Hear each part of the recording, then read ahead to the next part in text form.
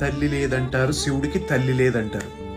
శివుడికి నిజంగా తల్లి ఉండుంటే, అరే పిచ్చినాయన, ఆ దుర్మార్గులందరినీ మసి చేసి ఆ మూడో కన్ను చూడరా ఎలా ఎర్రగా కందిపోయిందో అని చెప్పి దానికి కాస్తంత వెన్నపూస పూసేదేమో పాపం మహాతల్లి.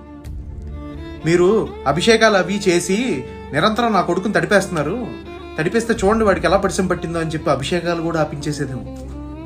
ఆ కంఠానికి కంఠాభరణాలు పెట్టుకోక మెడలో ఆ పాములు వేసుకొని ఆ ఆటలేమిట్రా పిచ్చినా మహారాజు అని చెప్పి ఆ పావుల్ని తీసి బుట్టలో పెట్టేసేదేమో.